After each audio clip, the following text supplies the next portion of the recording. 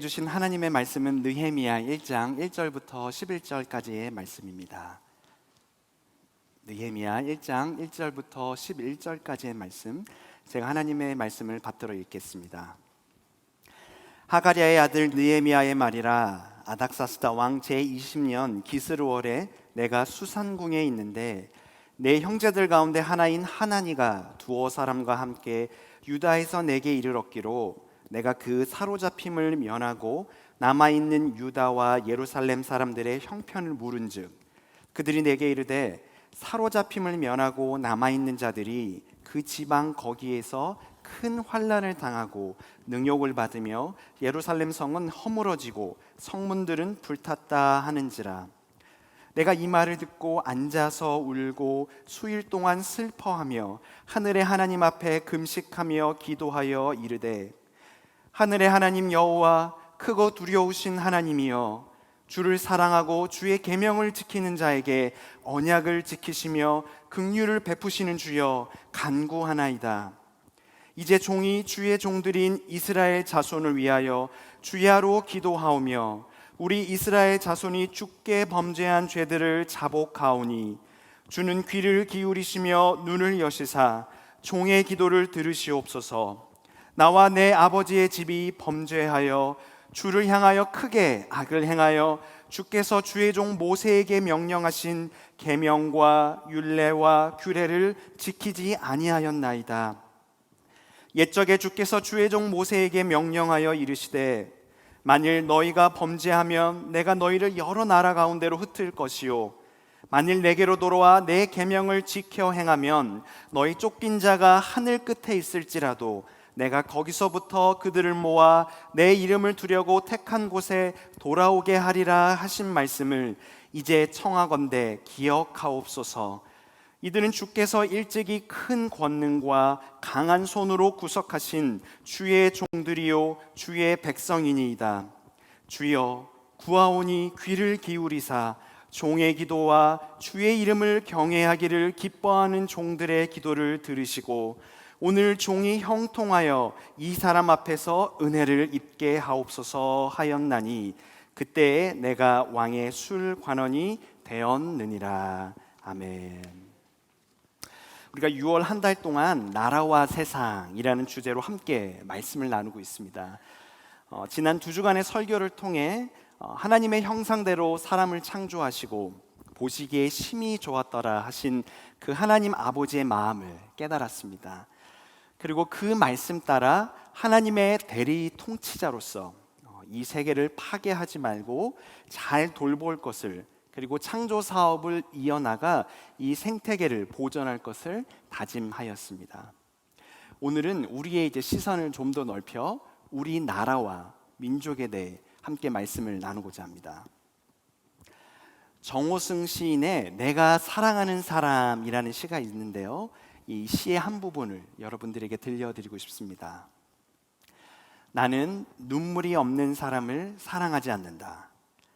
나는 눈물을 사랑하지 않는 사람을 사랑하지 않는다. 나는 한 방울 눈물이 된 사람을 사랑한다. 기쁨도 눈물이 없으면 기쁨이 아니다. 사랑도 눈물 없는 사랑이 어디 있는가? 나무 그늘에 앉아 다른 사람의 눈물을 닦아주는 사람의 모습은 그 얼마나 아름다운가. 마음이 참 따뜻해지는 시입니다. 시인은 자신이 사랑하는 사람이 똑똑한 사람, 돈이 많은 사람이 아니라 바로 눈물을 사랑하는 사람이다 이야기합니다. 즉 자신의 슬픔과 고통을 외면하지 않으면서도 다른 사람의 아픔까지도 슬픔까지도 품어낼 줄 아는 한 방울 눈물이 된 사람을 사랑한다 이야기합니다. 오늘 우리가 함께 읽은 이 말씀에도 보면 한 방울 눈물이 된 사람이 등장합니다. 바로 느헤미야입니다. 느헤미야는 자신의 동족이 겪는 어려움을 전해 듣고는 마치 자신의 고통처럼 마음 아파하며 한 방울 눈물이 되었습니다. 이 느헤미야의 눈물은 하나님께 드려지는 기도가 되었고 문제를 해결하는 전환점이 되었습니다. 우리나라를 향한 이 하나님의 뜻, 그 답은 느헤미야가 드리는 이 눈물의 기도에서 찾을 수 있습니다. 느헤미야의 기도를 통해 오늘 하나님이 나와 우리 공동체에게 주시고자 하는 메시지는 무엇인지 함께 살펴보길 원합니다. 오늘 말씀을 이해하기 위해서는 먼저 이 느헤미야에 대한 역사적 배경을 이해하는 것이 중요합니다. 그림 한 장 보여드릴 건데요. 이스라엘은 북이스라엘과 남유다로 나뉘어지게 되었고, 남유다는 BC 586년에 바벨론이라는 나라에 의해 함락당하게 됩니다. 그 결과 많은 유대인들이 이 바벨론의 포로로 끌려갑니다. 이 바벨론 제국은 얼마 가지 못하고 BC 539년에 페르시아에 의해 멸망당하게 됩니다. 다음 사진 보여주시면 좋겠는데요. 이 페르시아 제국의 영향력은 엄청났습니다. 보시다시피 이렇게 초록색 부분이 다 페르시아의 영역입니다. 이 페르시아 제국의 이 지도를 오늘날 세계 지도에 얹히면 이런 모습입니다. 동쪽으로는 지금의 파키스탄까지 이르렀고, 서쪽으로는 터키와 불가리아, 남쪽으로는 이집트, 북쪽으로는 우즈베키스탄과 아제르바이잔까지 이르는 이 엄청난 영토를 가진 제국입니다. 이 제국의 길이가 6,400km 정도로 지금의 이 미국 대륙을 이 안에 쏙 넣을 수도 있을 만큼의 영토입니다. 이렇게 바벨론을 점령한 페르시아의 고레스 왕이라는 사람이 있었는데, 이 고레스 왕이 바벨론의 포로로 잡혀왔던 유다인들을 다시 고국으로 돌려보냅니다. BC 537년경 1차로 수룹바벨을 통해 약 5만 명의 사람들이 귀환하게 되는데요. 거기에서 무너진 예루살렘의 성전을 건축하였습니다. 그리고 2차로 456년, 어떤 학자는 458년 이렇게 이야기하는데, 에스라가 약 7천 명의 사람을 이끌고 다시 예루살렘으로 이렇게 귀환하는 모습을 볼 수 있습니다. 에스라가 예루살렘에 도착해 보니까 오랜 이 바벨론 포로 생활로 인해 많은 사람들이 이 혼합주의적인 생각을 갖고 있었어요. 그리고 패배주의적인 가치가 만연해 있었습니다. 이를 위해 에스라는 신앙개혁, 영적 부흥 운동을 펼칩니다. 그리고 또 하나, 에스라는 예루살렘에 성전은 있었는데 이 적들의 침입으로부터 막아줄 성벽이 없다는 것을 발견합니다.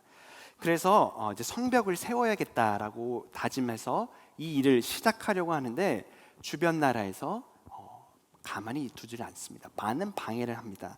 그도 그럴 것이 이 성벽은 이 서금에 사는 사람들을 보호해주는 역할뿐만 아니라 정치적으로는 자주국가의 상징이었기 때문에 이 이스라엘이 다시 이렇게 나라로서 서는 것을 주변 강대국들은 원치 않았습니다. 그러자 하나님은 이 남유다가 바벨론에 무너진 한 142년 정도 되는 BC 444년에 이 느헤미야를 예루살렘 성벽 재건을 위해 부르시고 계십니다. 여기까지 소개한 게 오늘 이 느헤미야의 배경이 되는, 느헤미야를 이해하기 위한 이 역사적 얼개라고 할 수 있습니다. 느헤미야는 오늘 본문에 보면 아닥사스다 왕의 술 맡은 관원장이다라고 말하고 있습니다. 술 맡은 관원장. 여러분 언뜻 생각하기에 웨이터인가? 아니면은 왕의 술을 이렇게 따라주는 그런 시중 드는 사람인가? 라고 생각할 수 있을지도 모르겠는데요. 오늘날로 따지면 대통령의 어떤 비서실장, 경호실장 정도로 생각할 수 있겠습니다. 느헤미야 당시에는요, 이렇게 왕이 먹는 음식이라든지 이렇게 술에 독을 타서 독살을 하려는 그런 움직임들이 많이 있다고 해요. 그렇기 때문에 정말 왕이 신뢰할 수 있는 사람, 신이 많은 사람만 이 술 맡은 관원장을 할 수 있었습니다. 이렇게 느헤미야는 항상 왕 옆에 있으면서 국정 운영의 생각들도 나누는 이 페르시아 제국의 고위 권력자였습니다. 이런 느헤미야에게 형제 하나니라는 사람이 있었는데, 이 하나니가 자신의 고향인 예루살렘에 관한 소식을 오늘 느헤미야에게 전달하게 됩니다. 본문 2절과 3절을 보면 이렇게 나와 있는데요. 내 형제들 가운데 하나인 하나니가 두어 사람과 함께 유다에서 내게 이르렀기로 내가 그 사로잡힘을 면하고 남아있는 유다와 예루살렘 사람들의 형편을 물은즉 그들이 내게 이르되 사로잡힘을 면하고 남아있는 자들이 그 지방 거기에서 큰 환난을 당하고 능욕을 받으며 예루살렘 성은 허물어지고 성문들은 불탔다 하는지라. 예루살렘에 남아있는 자들이 지금 수치와 조롱을 당한다는 소식이었습니다. 성벽이 제대로 구축되어 있지 않으니 주변 나라들이 약탈을 일삼고 성을 불태우는 비참한 삶을 살고 있는 소식이었습니다. 이 고국에서 들려온 소식에 느헤미야는 눈물의 기도를 드립니다. 4절 말씀 우리 한 목소리로 함께 읽어보겠습니다. 내가 이 말을 듣고 앉아서 울고 수일 동안 슬퍼하며 하늘의 하나님 앞에 금식하며 기도하여.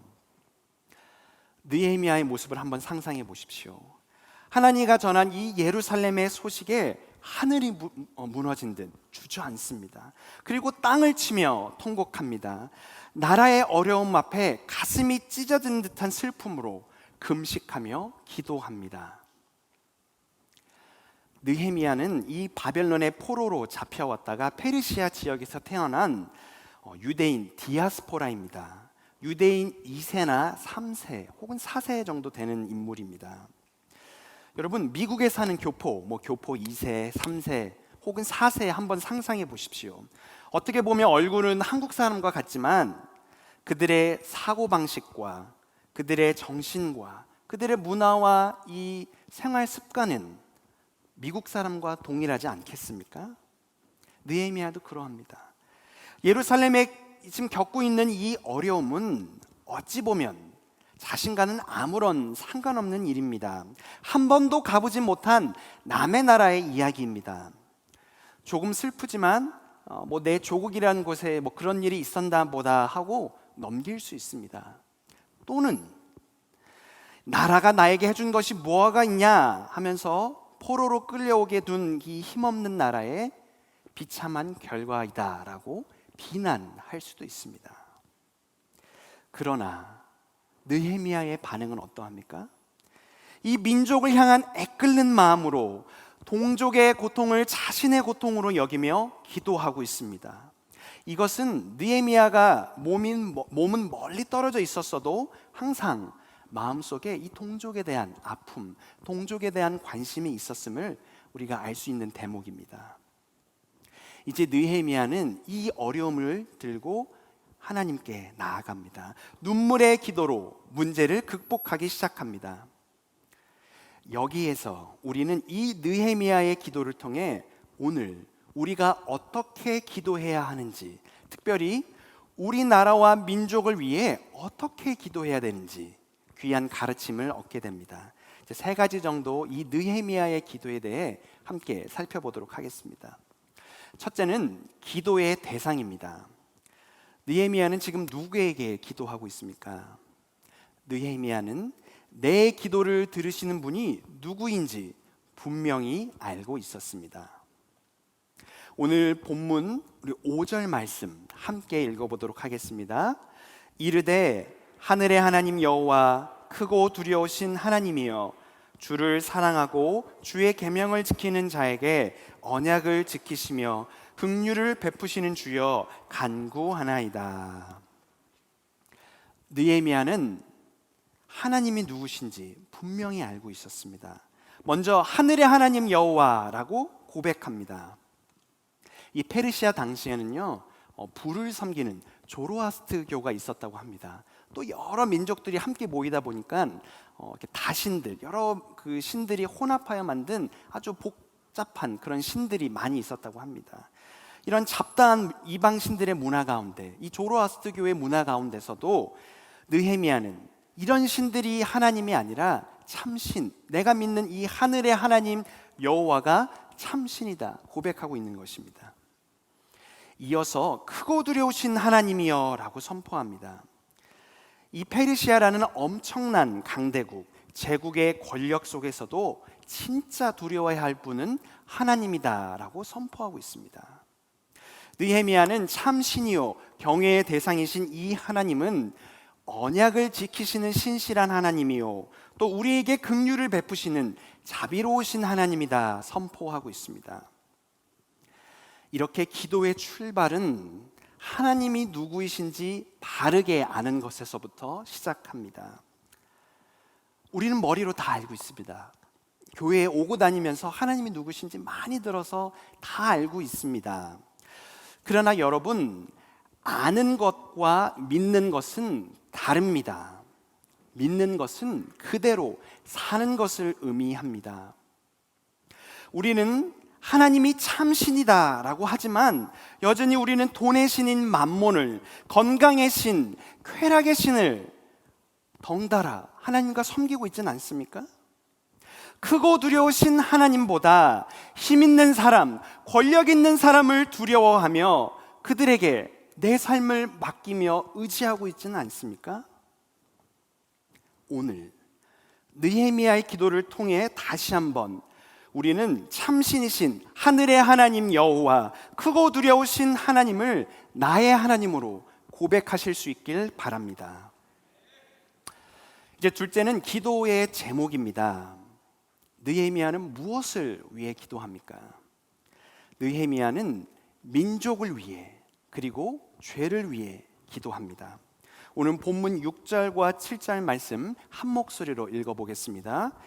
이제 종이 주의 종들인 이스라엘 자손을 위하여 주야로 기도하오며 우리 이스라엘 자손이 주께 범죄한 죄들을 자복하오니 주는 귀를 기울이시며 눈을 여시사 종의 기도를 들으시옵소서.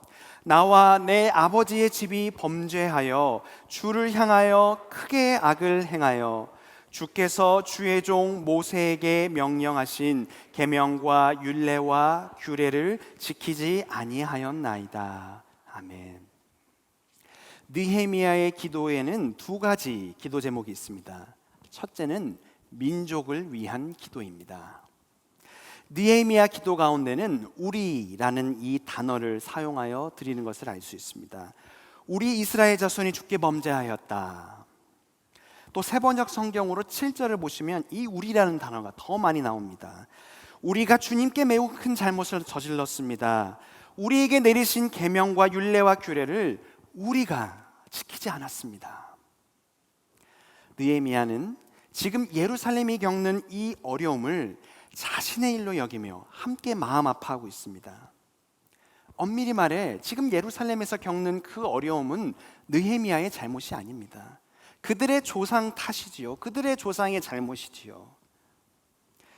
느헤미야는 지금 왕의 겨울 왕국인 수산궁에 머물고 있습니다. 예루살렘으로부터 1000km 이상 떨어진 지역입니다. 그러나 지금 느헤미야는 시간과 공간과 세대를 뛰어넘어 자신의 민족 공동체를 향한 이 하나님의 아픔을 함께 느끼며 같이 이 문제를 극복해 나가고 있습니다. 이처럼 느헤미야의 기도 제목에는 늘 공동체, 민족이 있습니다. 여러분의 기도 제목은 어떠합니까? 온통 나와 관련된 제목들로만 가득하지 않습니까? 나 자신을 위해 물론 기도해야죠. 그것이 나쁘다는 일이 아닙니다. 기도하시기 바랍니다. 나 자신을 위해 기도하는 것은 당연한 일입니다. 그러나 문제는 내 건강, 내 사업, 내 자녀, 내 가족 문제만을 위해 기도하느라 그 기도 제목의 자리에 이웃을 위한 기도 제목이 들어갈 틈이 없다는 것이 문제이겠지요. 나라와 민족을 위해 기도할 틈이 없습니다. 어린아이들은 다른 사람의 감정을 신경 쓰지 않습니다. 그냥 자기만 신경 쓰죠. 그러니까 이렇게 울기도 하고 배려를 할 줄 모릅니다. 그러다가 어른이 돼서야, 이제 성숙해져서야 다른 사람의 감정도 신경 쓰기 시작합니다. 우리의 신앙도 이와 같습니다. 신앙이 건강하다, 신앙이 성숙하다, 그것은 나 중심적인 유아적인 사적인 신앙관에서 벗어나 이웃과 사회와 나라를 위해 기도하는 이 공적인 신앙으로 그 질평을 넓혀가는 데 있습니다. 처음에는 잘 되지 않습니다. 기도하는 것조차 어렵기 때문에 나 자신을 위해 기도하는 것만으로도 훌륭한 일입니다. 그러나 우리가 신앙의 연수가 10년, 20년, 30년이 다 되어가는데도 다른 사람을 위해 중보할지도 모르고 이 나라와 민족을 위해 기도할지도 모른다면 그것은 문제가 있는 신앙이겠지요. 각자의 기도 제목을 한번 점검해 보시기 바랍니다. 그리고 이 기도의 외연을 점점 확장하는 저와 여러분 되길 소망합니다. 이 민족이라는 공동체의 이 기도 제목을 가진 느헤미야의 기도에는 다른 한 가지 기도 제목이 더 있었습니다. 그것은 바로 회개입니다. 회개 기도입니다. 느헤미야는 이 공동체의 문제를 끌어안고 자신의 문제로, 자신의 죄로 고백합니다. 하나님 앞에 회개합니다. 놀라운 성령의 역사로 한국 교회사는 물론 이 세계 교회사에 한 획을 그은 사건이 있었는데요. 바로 1907년 평양 대부흥 운동입니다. 이 부흥 운동은 한국 교회가 이만큼 성장하도록 하는 원동력이 되었는데, 이 부흥 운동의 핵심에는 바로 회개 기도가, 회개 운동이 있었습니다. 1907년 1월 14일 평양 장대연 교회에서 평안도 전역에서 몰려온 1,500여 명의 사람들이 기도회를 갖고 있었습니다. 그런데 기도회 도중 길선주 장로라는 분이 갑자기 일어나 큰 소리로 이렇게 이야기합니다. 나는 아간과 같은 죄인이올시다 하며 회개 기도를 시작합니다. 회개의 내용은 이러했습니다. 친구 한 사람이 죽으면서 그 사람이 남은 재산을 잘 처리해달라고 나에게 부탁했는데, 그 사람의 유산 중 100원을 떼어 스스로 이것을 수고비조로 자기가 가로챘다는 것이었습니다. 그러면서 이 길장로는 나는 하나님을 속였고 친구를 속였고 그 부인도 속인 도둑놈입니다. 내일 아침 일찍이 그 돈을 다시 부인에게 돌려주겠습니다 하며 사람 앞에서 눈물로 회개하였습니다. 여러분, 이 길선주 장로, 그 당시에 교회의 지도자입니다. 담임 목사와 같은 사람입니다. 그런데 이 교회의 지도자가 자신의 권위도 체면도 다 내려놓은 채 죄를 고백하고 있습니다. 이때 놀라운 일이 일어났습니다. 함께 예배드리던 그 회중들에 있던 사람들이 다 마루바닥을 치며 너도 나도 할 것 없이 자신의 죄를 고백하기 시작합니다. 자복하기 시작했습니다. 오늘날 한국 교회 가운데 상실한 이 중요한 가치가 있는데 바로 회개입니다. 회개입니다. 교회에서 축복과 위로의 말씀은 넘쳐나는데 우리의 잘못을 바로잡는 회개에 대한 말씀을 듣기가 어렵습니다. 사람들이 듣기 싫어합니다. 회개가 없으니까 그 자리에 비판과 비난만 늘어납니다. 교회에 이런저런 문제가 있습니다. 우리 사회와 국가가 직면한 많은 문제들이 있습니다. 그런데 그것을 자신의 죄로 고백하며 자신의 죄로 여기며 회개하는 사람은 찾아보기 어렵습니다. 비판과 비난만 늘어놓습니다. 회개는 그것이 내 문제다, 나에게도 책임이 있다라는 것을 의미하지만, 비판과 비난에는 나는 그 문제에 대해서 나는 책임이 없습니다, 나는 상관이 없습니다라고 딱 선을 그어버리는 것입니다. 사랑하는 여러분, 우리 교회와 우리 사회와 우리나라의 어려움들이 정말 나와는 상관없는 일입니까? 우리는 그리스도의 몸이요 각 지체의 부분이다 얘기합니다.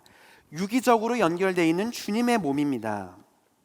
여러분의 새끼 발가락이 발톱만 다쳐도 온몸이 아프다고 그렇게 우리가 유난을 떨면서도 왜 교회가 가지고 있는 문제에 대해서는 그렇게 남일처럼 여기십니까? 왜 마음 아파하지 않으십니까? 우리 사회가 겪고 있는 이 수많은 갈등과 대립을 보면서 왜 손가락질만 하십니까? 오늘 느헤미야는 우리에게 이런 이기적인 마음을 버리고 다시 한번 공동체성을 회복하라 말합니다.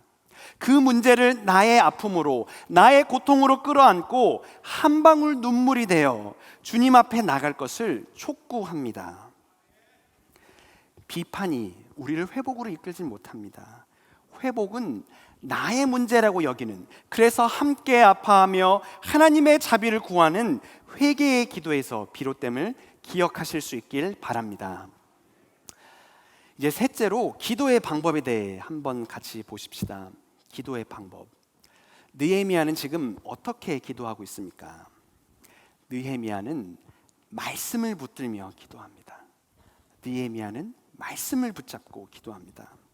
8절과 9절을 보시면 옛적에 주께서 주의 종 모세에게 명령하여 이르시되 만일 너희가 범죄하면 내가 너희를 여러 나라 가운데로 흩을 것이요 만일 내게로 돌아와 내 계명을 지켜 행하면 너희 쫓긴 자가 하늘 끝에 있을지라도 내가 거기서부터 그들을 모아 내 이름을 두려고 택한 곳에 돌아오게 하리라 하신 말씀을 이제 청하건대 기억하옵소서.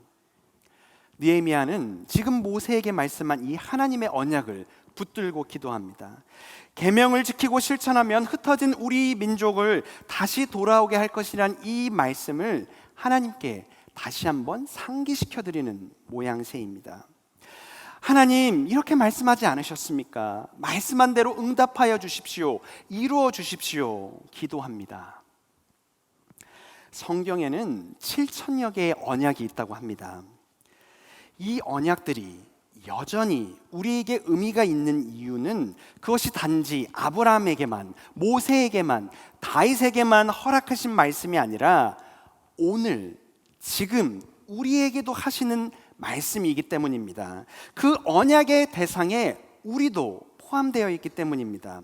하나님의 말씀은 시대와 역사와 공간을 뛰어넘어 그 말씀을 사모하는 자들에게, 그 말씀을 붙드는 자들에게 지금도 성취됨을 믿으시기 바랍니다.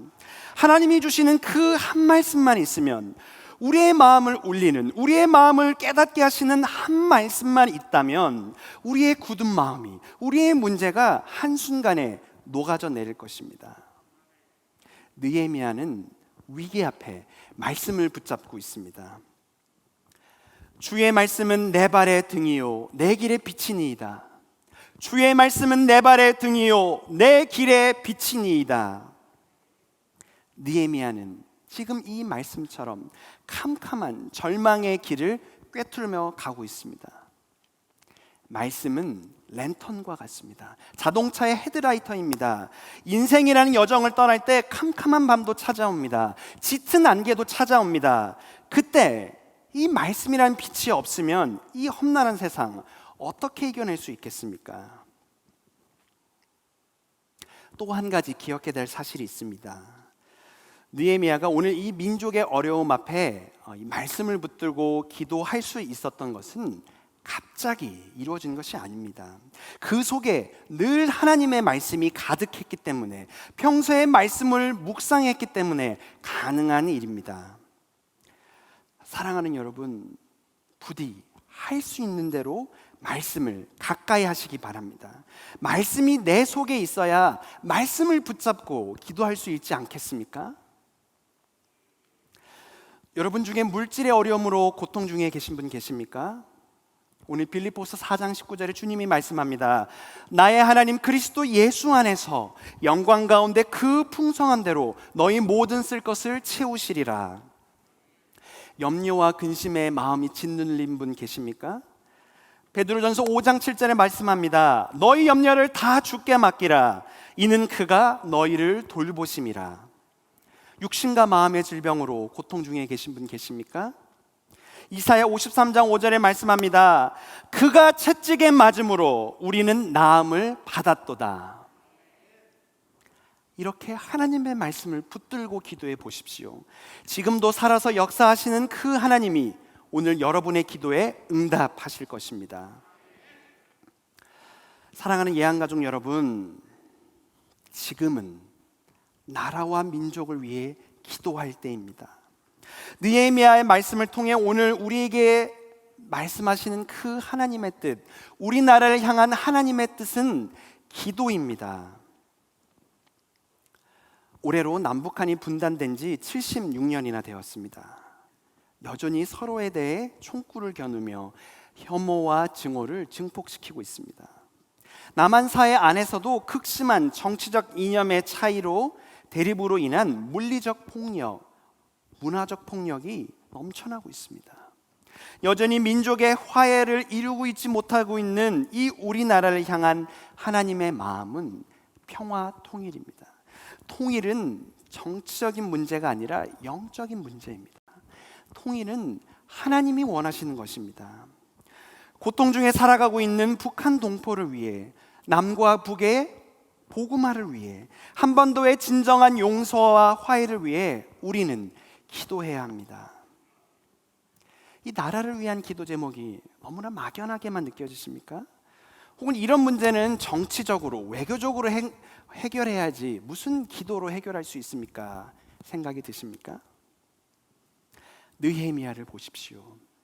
느헤미야는 당대 최고의 권력자이자 행정가였습니다. 느헤미야가 가지고 있던 맨파워, 네트워킹은 어마무시했습니다. 굳이 하나님께 기도하지 않아도 로비를 한다든지 자신의 이 가진 정치 권력으로 예루살렘 성벽을 쌓게 하는데 할 수 있었습니다. 인간적인 방법으로 가능했습니다.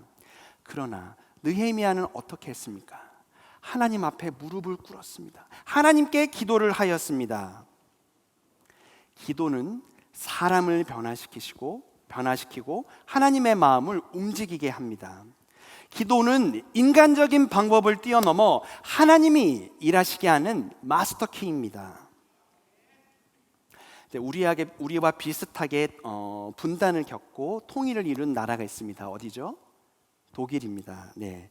이 독일에 그 니콜라이 교회라는 곳이 이 동독 지역에 있었다고 합니다.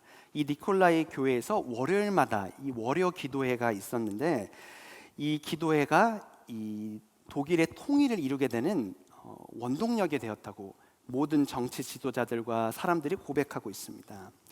이 기도회가 시작된 것은 동독 정부의 감시가 서슬퍼렀던 1982년부터 시작되었는데, 이 월요 기도회가 있고 난 후에 평화 시위가 일어났고 이 독일 통일의 도화선이 되었습니다.